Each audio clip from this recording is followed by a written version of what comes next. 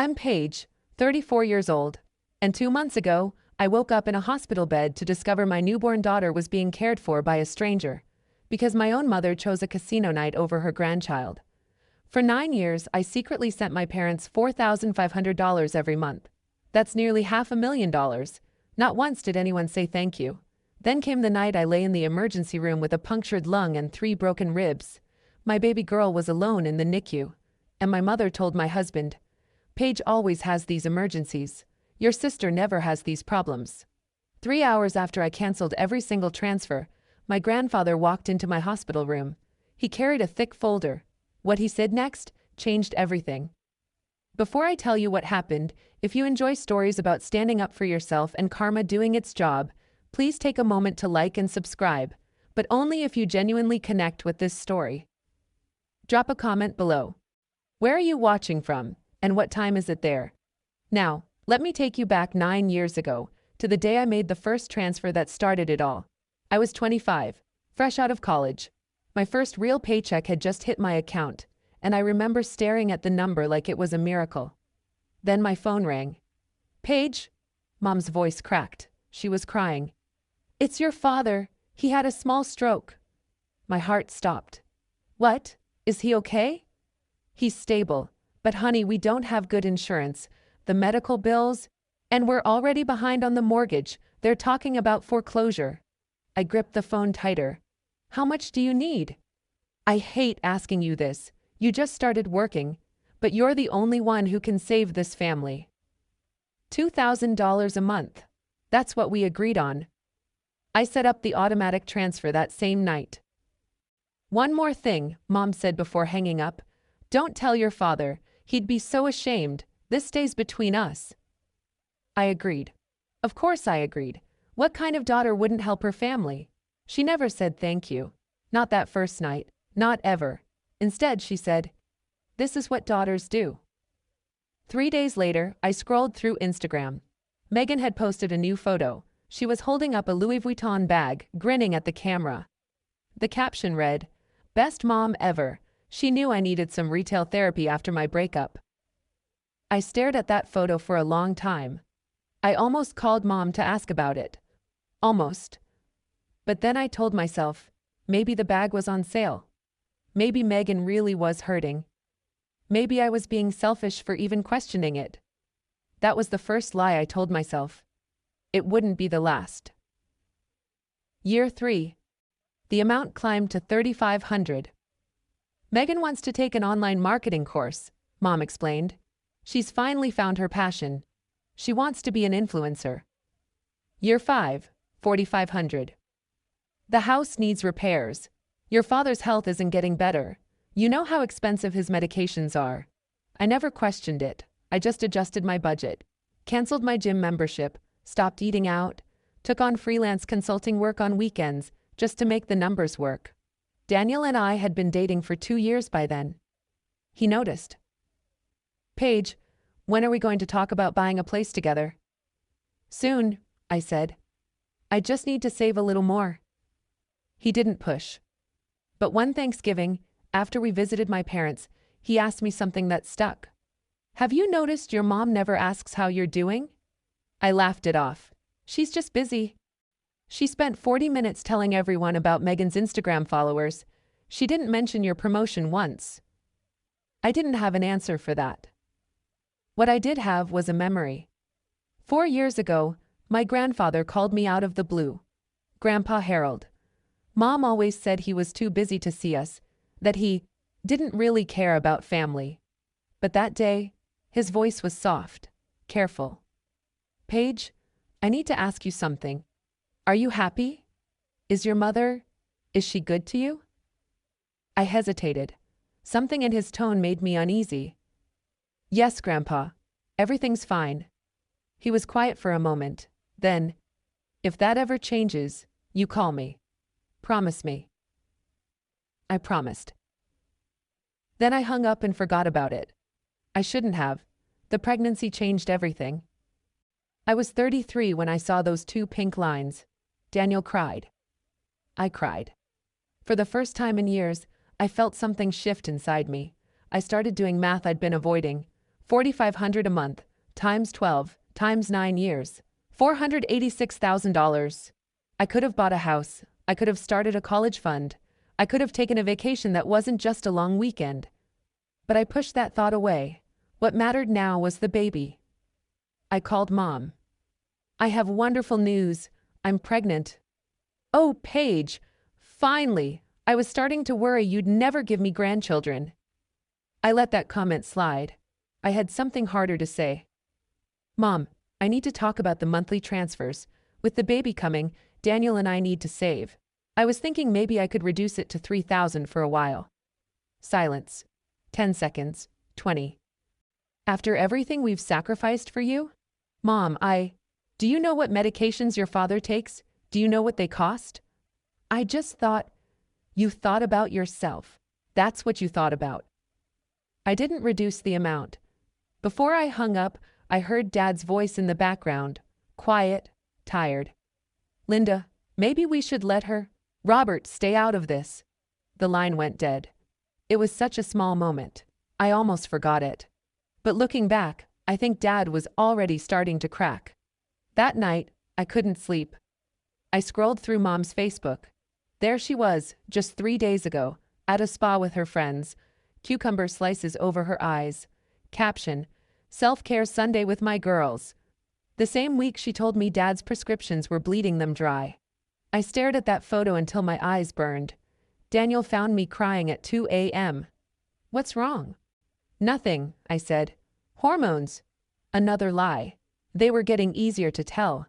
7 months pregnant, exhausted, still sending the money. Daniel sat me down one evening. He had a spreadsheet open on his laptop. I need you to look at something. He'd tracked everything, every transfer, every excuse, every time I'd said just one more month and then kept going. Paige, this is $486,000. Seeing it written out made my chest tight. That's 2 down payments on houses. That's Emma's entire college fund. That's 20 years of retirement savings. I started to defend it. But they needed, did they? He turned the laptop toward me. Your mom posted about a new living room set last month. Your sister just got back from Cabo. Your dad's medications somehow cost more than cancer treatment. I had no answer. I'm not telling you what to do, Daniel said quietly. But I need you to ask yourself something. If you keep doing this, what does our daughter learn? That her mother is an ATM? That family means giving until you have nothing left? I wanted to argue. I wanted to say he didn't understand. But he did understand. That was the problem. What if I stop? I whispered. What if they hate me? Daniel took my hand. Then you'll know. You'll finally know what you're worth to them. I wasn't ready to find out. Not yet. But the universe has a way of forcing your hand. 2 months later, I was lying in a hospital bed with a collapsed lung, my baby in the NICU, and my mother's voice echoing through my husband's phone. Paige always has these emergencies. Some lessons you learn the hard way. October 17th, Thursday, 9:47 p.m. I remember the exact time because I just checked my phone. Daniel had texted, "Drive safe, love you." 36 weeks pregnant, bone-tired from a late meeting. The rain was coming down hard, the kind of downpour that turns headlights into blurs. I was 3 miles from home, the intersection at Maple and 5th. I had the green light. I remember that clearly. Green means go. Green means safe. The pickup truck ran the red. I didn't even see it coming. 1 second I was thinking about a warm bath and sleep. The next, metal screaming, glass exploding, the world spinning. I felt the impact in my bones, in my chest, in the place where my daughter was supposed to be safe. My airbag deployed. Something cracked. Multiple somethings. I couldn't breathe. Each inhale was fire. Through the shattered window I heard sirens. Far away, then closer. My hand found my belly. Still there, still round. But was she moving? I couldn't tell. Everything hurt too much. Ma'am? Ma'am, can you hear me? Flashlights. Voices. Someone cutting through my seatbelt. She's pregnant. We need to move now. I tried to speak. Tried to say, save her first. But no sound came out. The last thing I saw before everything went black was a paramedic's face, young and scared. The last thing I thought was, please, not her. Take me if you have to, but not her. Then nothing. I wouldn't wake up for 14 hours. And when I did, I'd learn exactly what my family was made of. Daniel was in Seattle when his phone rang. He told me later how it happened. He was in his hotel room, reviewing code for a morning presentation. The caller ID said Denver General. Mr. Reynolds, this is Dr. Okonkwo. Your wife has been in a serious accident. He doesn't remember packing, doesn't remember calling the airline, just fragments. Running through the airport, begging for an earlier flight, being told the soonest departure was 6 hours away. Is she alive? He kept asking. Is the baby alive? Your wife is in surgery, emergency C-section. We had to deliver the baby early. She's in the NICU now. And Paige? Punctured lung, 3 broken ribs, internal bleeding. She's critical but stable. Daniel stood in the middle of SeaTac Airport and felt the ground disappear. 6 hours. He couldn't get there for 6 hours. His wife was unconscious in surgery. His newborn daughter was alone in the NICU. And he was 2,000 miles away. He did the only thing he could think of. He called my mother. She lived 20 minutes from the hospital. 20 minutes. She could be there before the surgery ended. She could hold Emma. She could be there when I woke up. The phone rang 4 times. Hello? Mom's voice was cheerful. Relaxed. Linda, it's Daniel. Paige has been in an accident. She's in surgery. The baby. Oh my God. A gasp. Genuine shock. Is she okay? I don't know. I need you to go to the hospital. Please, I can't get there for 6 hours. A pause. Too long. Tonight? And that's when everything changed. Yes, tonight. Daniel's voice cracked. Now. Please. Your granddaughter is in the NICU alone. Another pause. In the background, Daniel heard something. Bells. Electronic chimes. The unmistakable soundtrack of slot machines. Daniel, you know Megan is on her Caribbean cruise this week. What does that have to do with? I promised to watch her cat. Whiskers gets anxious when he's alone. Daniel laughed. He actually laughed, because surely this was a joke. Linda, your daughter is in the ICU. Your granddaughter was just born premature. I'm asking you to drive 20 minutes. Paige always has these emergencies. Her voice turned cold, annoyed. Your sister never has these problems. Megan is so organized, so put together. Maybe if Paige wasn't always working late. She was driving home from work, Linda. A truck ran a red light. Well, I'm sure it's not as serious as it sounds. You know how hospitals exaggerate. Call me tomorrow when things calm down. The slot machines chimed again, louder now. She wasn't even trying to hide it. You're at a casino, Daniel said flatly. I'm having a night out with friends. Is that a crime? Your daughter almost died. And she didn't, did she? She'll be fine. She's always fine. A sigh, heavy with inconvenience. Besides, Daniel, you married her. This is your responsibility, not mine. She hung up. Daniel stared at his phone for a long time. Then he did something he'd never done before. He scrolled to a contact he'd saved months ago just in case. A number Paige had mentioned once, years back. Harold Green. He pressed call.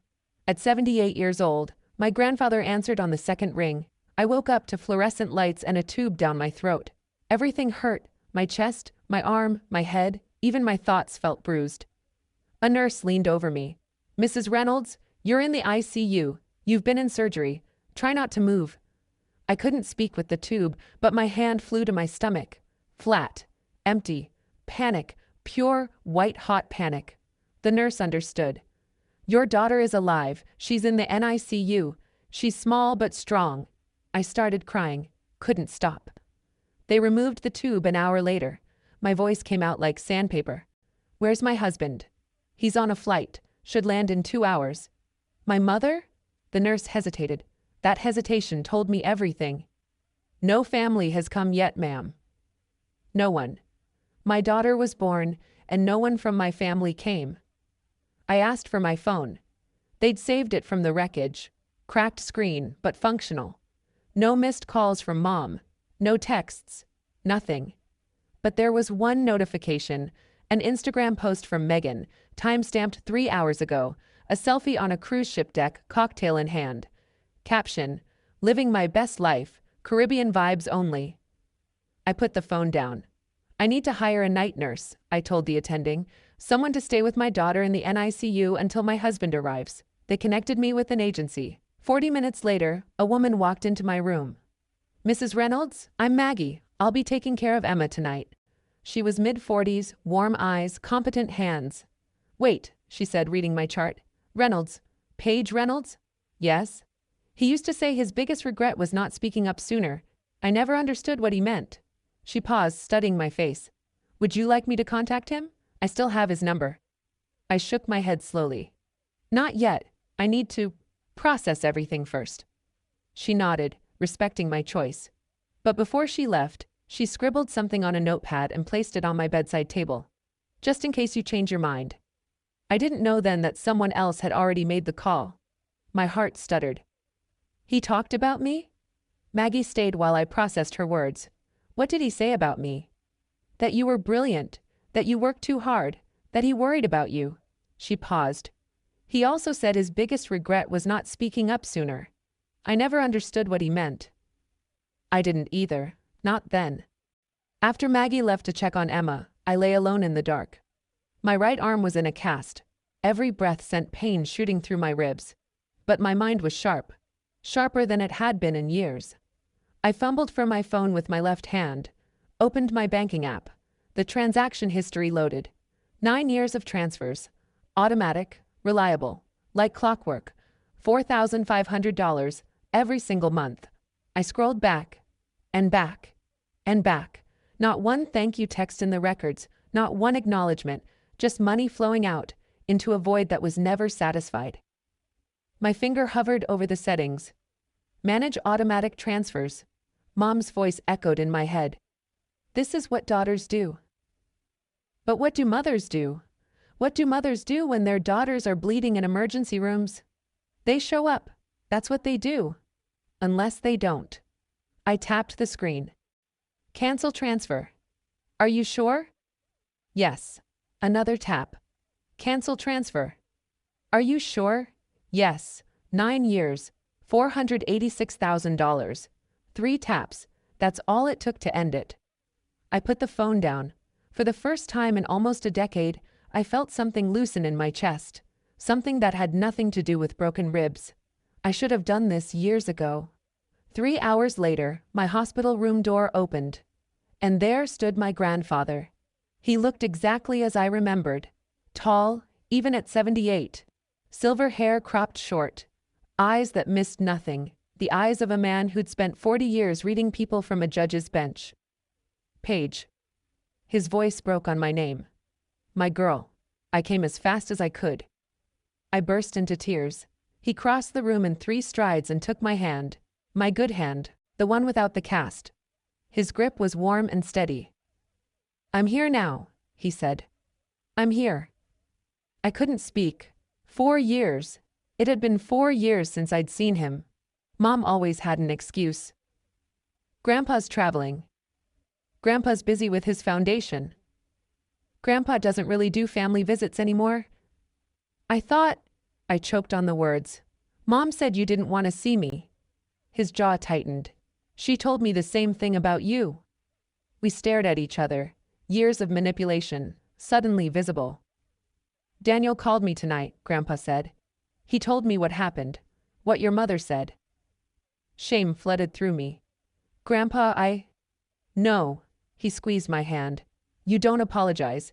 You have nothing to apologize for." He reached into his coat and pulled out a folder.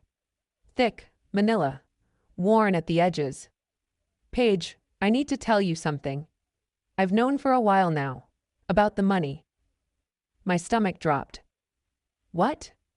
"The transfers, every month, for 9 years." He opened the folder. Inside were bank statements, my bank statements. "I've been watching." "How?" "I have my ways." A ghost of a smile. Old habits from the bench. I knew something was wrong, so I looked.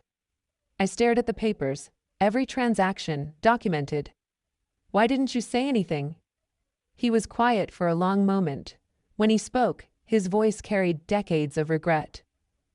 "Because I made the same mistake with your grandmother.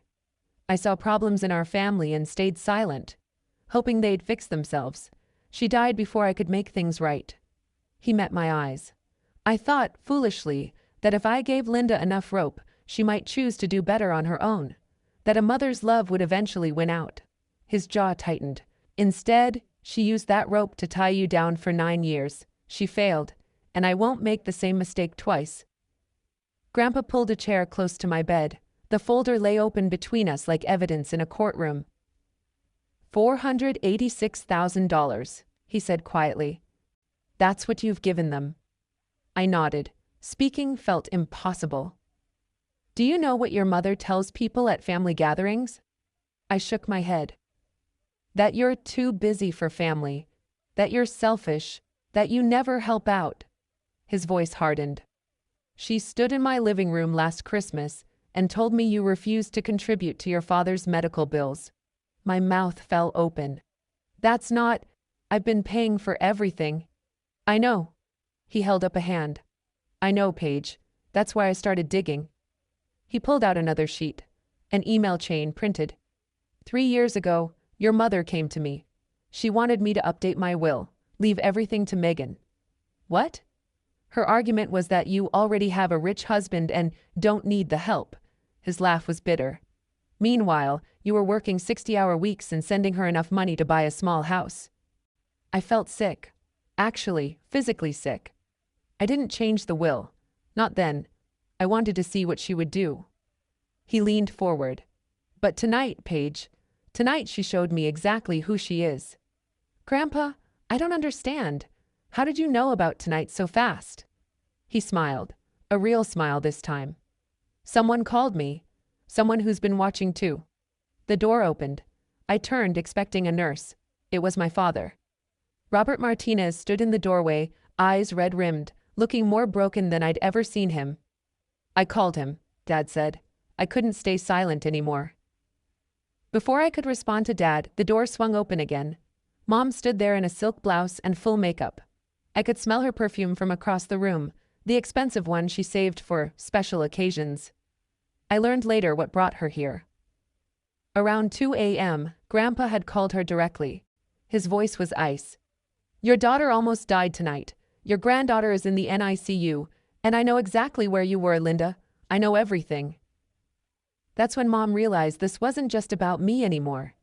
This was about the inheritance. About Grandpa knowing the truth.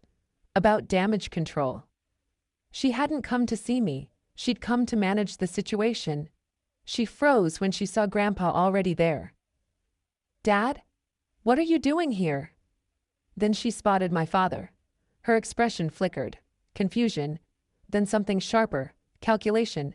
She switched modes instantly. Her face crumpled into concern. She rushed to my bedside. "Paige, my baby, I came as soon as I heard." I glanced at the clock. It was 3:47 a.m. The accident had happened at 9:47 p.m. 6 hours. "Linda," Grandpa's voice cut through the performance. "You came to the hospital at 4 in the morning. The accident happened 6 hours ago. Where were you?" Mom's hand, reaching for mine, stopped mid-air. The traffic. I couldn't get away from." "You were at the Desert Rose Casino," Dad said quietly. "I tracked your phone." Mom's face went pale, then red. Then she smiled. That tight, dangerous smile I knew so well.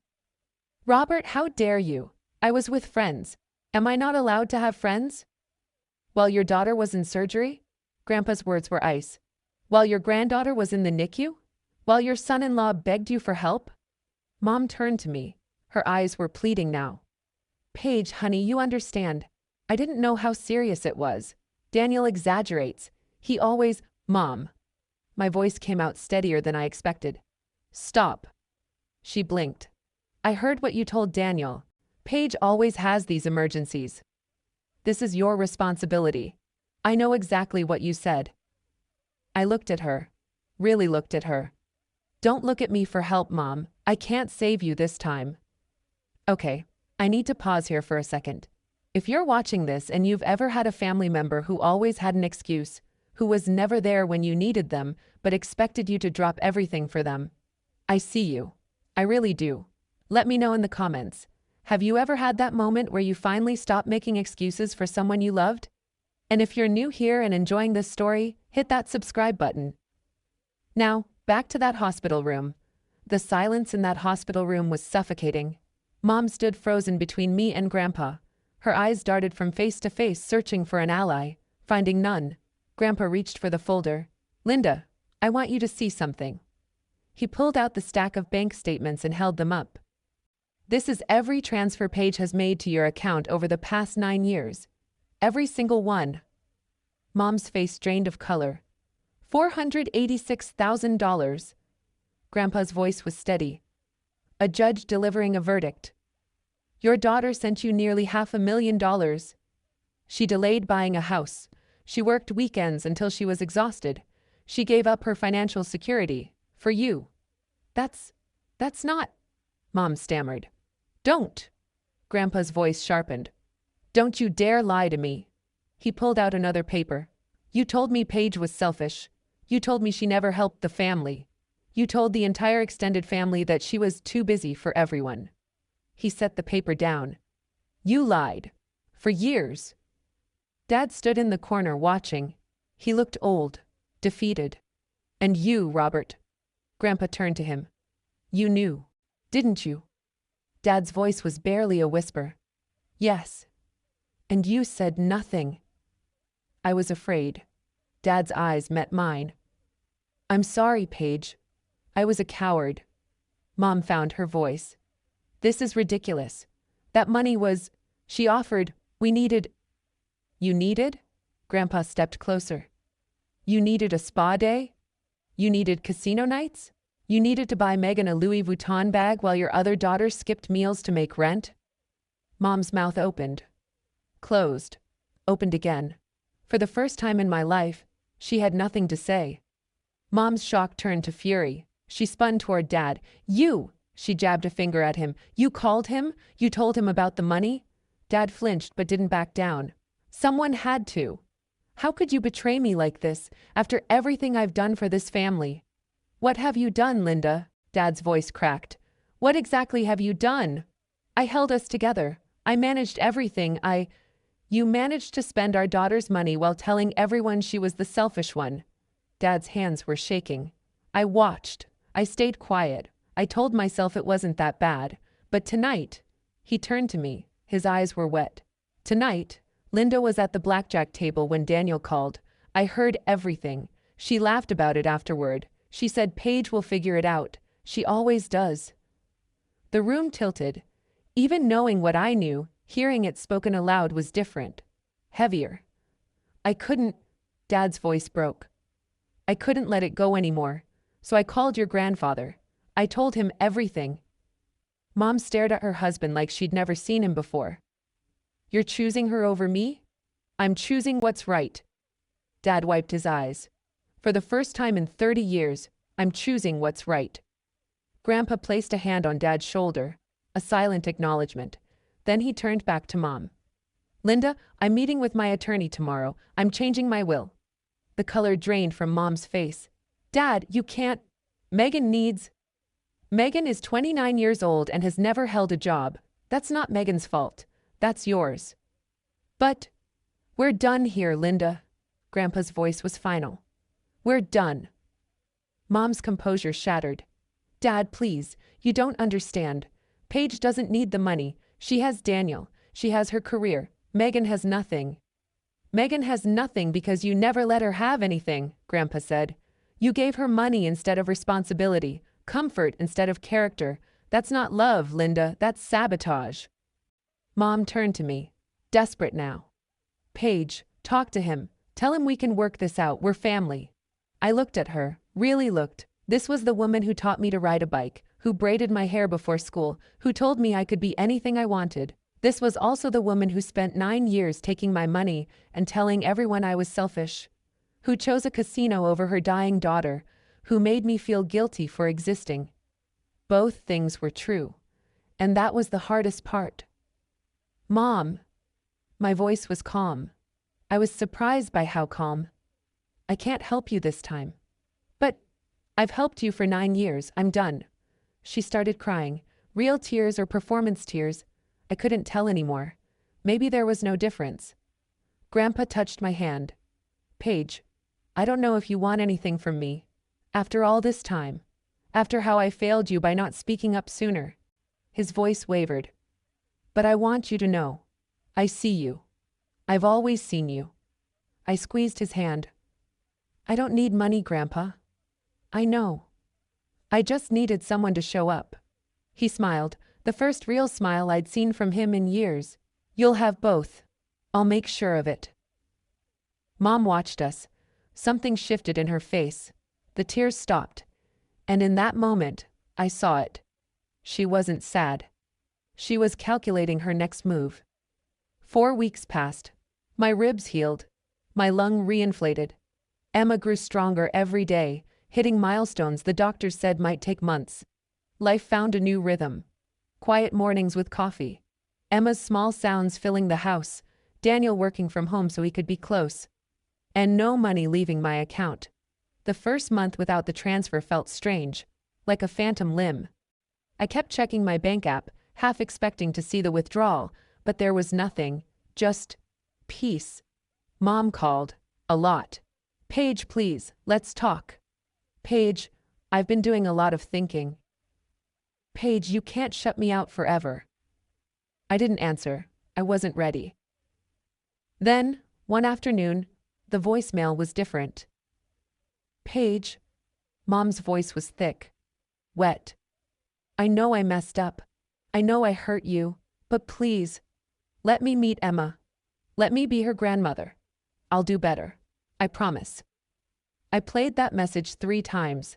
Daniel watched me carefully. You're considering it. Am I stupid if I am? You're not stupid, you're hopeful. He kissed my forehead. That's different. I called her back. One chance, Mom. Emma's 1-month celebration. You can come, but this is it. If you mess this up, I won't, I swear. Thank you, Paige. Thank you. The party was set. 20 people. Grandpa, Dad, a few close friends, colleagues from work, and Mom. Daniel helped me prepare. Decorations, food, a small playlist. Are you sure about this? He asked the night before. I looked at Emma sleeping in her bassinet. No, but I need to know, once and for all. He nodded. He understood. We both knew this wasn't really about second chances. It was about closure. The party started at 2. Grandpa arrived first, carrying a stuffed elephant bigger than Emma. Dad came alone. He and Mom had driven separately, which I noticed but didn't mention. Friends filtered in, colleagues. The house filled with warm bodies and warmer wishes. Emma slept through most of it, blissfully unaware of her own celebration. Mom arrived at 2:45, 45 minutes late. She walked in with Megan. I hadn't invited Megan. Surprise! Mom beamed. Megan flew back early from her trip to meet her niece. Megan smiled her Instagram smile. Hey sis, congrats on the baby. I forced a smile back. Thanks for coming. Daniel's hand found mine, a warning, a support. Mom made the rounds, hugging people, exclaiming over decorations, playing the doting grandmother. To anyone watching, she was perfect. But I watched her eyes. She kept glancing at Grandpa. Every few minutes, checking his location, tracking his movements. I wasn't the only one who noticed. Your mother's up to something, Daniel murmured. I know. 30 minutes into the party, I slipped into the kitchen for more napkins. Megan was there, on her phone. She didn't see me. Mom, you need to talk to him soon. She was whispering, but the kitchen had good acoustics. I can't keep living like this. I need that money. I froze. I know, honey. Mom's voice came through the phone speaker. I'm working on it. Just give me an opening. You promised you'd handle it. And I will. Trust me. I stepped back. Silent. So this was it. The second chance. The apology. The tears. All of it was a play. All of it was about the inheritance. I should have known. I did know. I just didn't want to believe it. I walked back to the living room. Calm. Focused. Daniel saw my face and understood immediately. What happened? Watch. Mom had cornered Grandpa near the window. They were speaking in low voices. She had her hand on his arm, the gentle pleading gesture she'd perfected over decades. But someone had set up the karaoke machine earlier. The wireless microphone sat on the side table, and the speaker system was on. Mom didn't notice. Dad, I know things have been tense. Her voice carried through the room, amplified. Clear. But you have to understand, Megan needs the inheritance more than Paige does. Paige has a husband, a career. Megan has nothing. The room went silent. 20 pairs of eyes turned toward the window. Mom kept talking, oblivious. I'm not asking you to cut Paige out completely, just reconsider the split. It's only fair. Someone coughed. The sound cut through the air. Mom turned, saw the faces, saw the microphone on the table, its red light blinking. The color left her face. She looked around. That's not, you're taking this out of context. What context would make that better, Linda? My colleague Sarah stepped forward. Did I hear that right? You're lobbying for inheritance money at your granddaughter's party? You don't understand our family. I understand plenty. Sarah's voice was steel. Paige is one of the most generous people I know. And you're here playing politics with a baby in the next room? Mom's mouth opened and closed. No sound came out. Grandpa stepped away from her. His face was stone. Everyone in this room just heard what I've known for years. His voice carried, clear and final. My daughter sees her children as resources to exploit, not people to love. The room held its breath. I stood up. My legs were steady. My voice was clear. Mom! She turned to me. Tears were forming. Real or fake, I'd never know. Paige, please. This is a misunderstanding. I was just trying to… Stop. One word. Gentle but firm. She stopped. I walked to the center of the room. Everyone was watching. My friends, my colleagues, my family. I could feel their attention like a physical weight. I gave you one last chance today. My voice didn't waver. Not because I thought you'd changed, but because I needed to know for sure. Mom reached for me. Paige, for 9 years, I sent you $4,500 every month. You know what that adds up to? $486,000. $500,000. Gasps. Someone whispered, "Oh my God." While I was sending that money, you told everyone I was selfish, that I never helped the family, that I was too busy for you. I paused, let it sink in. The night I almost died, you were at a casino. Your granddaughter was alone in the NICU. You chose slot machines. Mom was crying now. Real tears, finally. And today, at my daughter's party, you're still thinking about money, about inheritance, about what you can take. I stepped closer. I'm not doing this out of anger, Mom. I'm doing this out of love. My voice softened. For my daughter. For myself. And honestly, even for you. Because someone should have stopped you a long time ago. I took a breath. From today forward, we're done. Don't call. Don't visit. We're done. The tears on her face streaked her mascara. She looked old, broken, and for the first time in my life, I didn't feel guilty. The silence after my words was absolute. Then Mom exploded. You ungrateful child, her voice cracked. After everything I sacrificed for you, I raised you, I fed you, I gave you everything. You took everything, Mom. There's a difference. Megan stepped forward. Everyone's overreacting. You don't know the whole story. Mom was just trying to… Save it, Megan. Sarah folded her arms. We all just heard her ask her dying father to cut Paige out of the will, at a baby's party. What part of that story am I missing? Megan's mouth snapped shut. A man near the door, James, one of Daniel's colleagues, spoke up. Wait, so she sent them $500,000 and they called her selfish? Am I understanding this right? That's what I heard, someone else murmured. The whispers spread, people looking at Mom with new eyes, judgment settling over the room like a verdict. Dad stepped forward. His hands were shaking, but his voice was firm. Linda, we need to go. Robert, we can't just… Yes, we can. He put a hand on her arm. We've done enough damage here. For a moment I thought Mom would fight, scream, make a scene. Instead, something in her collapsed. The performance was over. No one was buying it anymore. She turned without another word and walked toward the door. Megan followed, shooting me a look of pure venom. Just before she left, Mom paused. "You'll regret this, Paige. Someday you'll need me." I met her eyes. "No, Mom. I spent 9 years thinking I needed you. Turns out I was wrong." The door closed behind them. The room exhaled. And I felt something I hadn't felt in years. Freedom. "Okay, I have to ask you something. If you were me, would you have given Mom that final chance? Or would you have cut ties right there in the hospital?" There's no right answer. I'm genuinely curious. Drop your thoughts in the comments. And if you haven't already, hit that like button. It really helps this story reach more people who need to hear it. Now, let me tell you what happened after they left. 2 weeks after the party, Grandpa called me. It's done. He'd met with his attorney. The new will was signed, witnessed, and filed. The breakdown was simple. 70% to me, held in trust for Emma. 20% to Dad, because he'd finally found his voice. 10% to Mom and Megan, with one condition.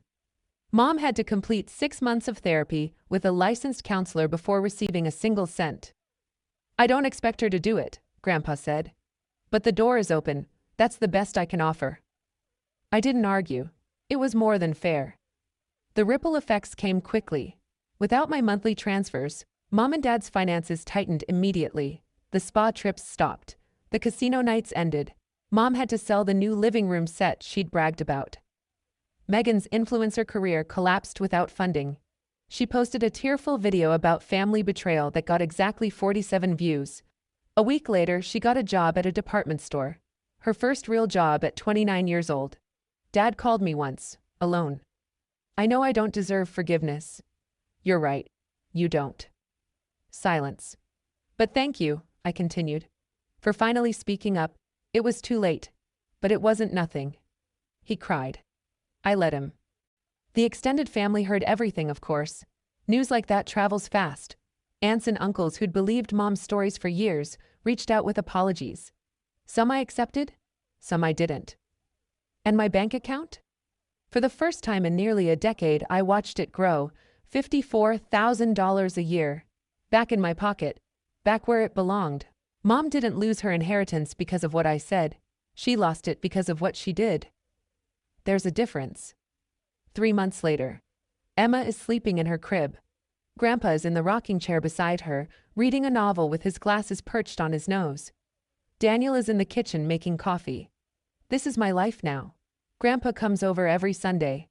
He's teaching Emma to recognize his voice, even though she's too young to understand. He sings her old folk songs from his childhood. He tells her stories about her great-grandmother, the woman who saw through Mom's manipulation 50 years ago. "She would have loved you," he tells Emma. "She would have spoiled you rotten." I watch them together and feel something heal. The money from the canceled transfers has already made a difference. We paid off the mortgage early, started a college fund for Emma.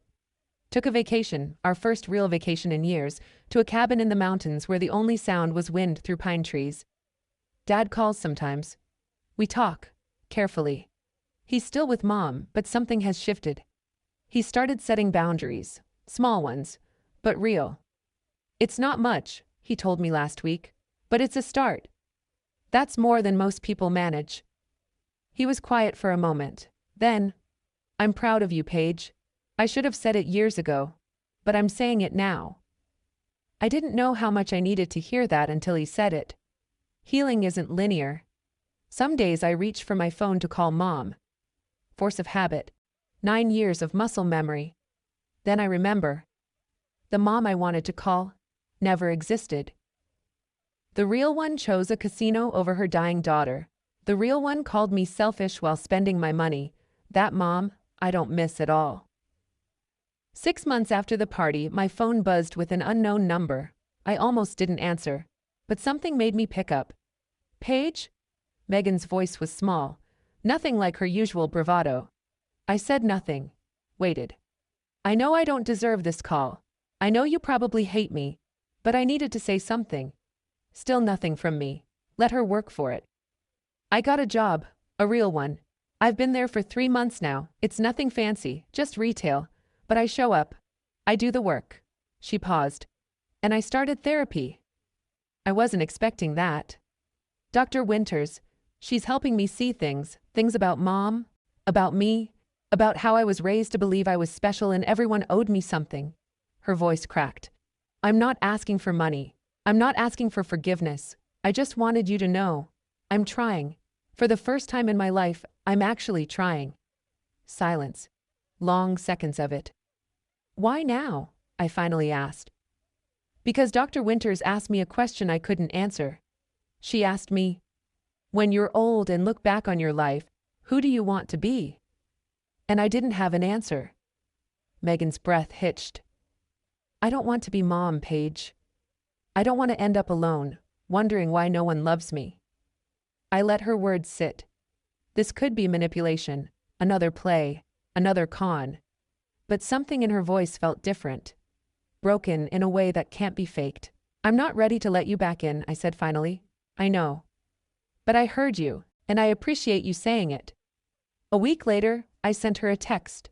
2 words. Good luck. It wasn't forgiveness. But it wasn't a closed door either. 1 year later. Mom never called again. I heard through Dad that she's living with an old friend now. The house was sold. Turns out there were more debts than anyone knew. No more casino nights, no more spa days, no more elaborate performances of motherhood. I don't feel happy about it, but I don't feel sad either. I feel free. Megan and I aren't close,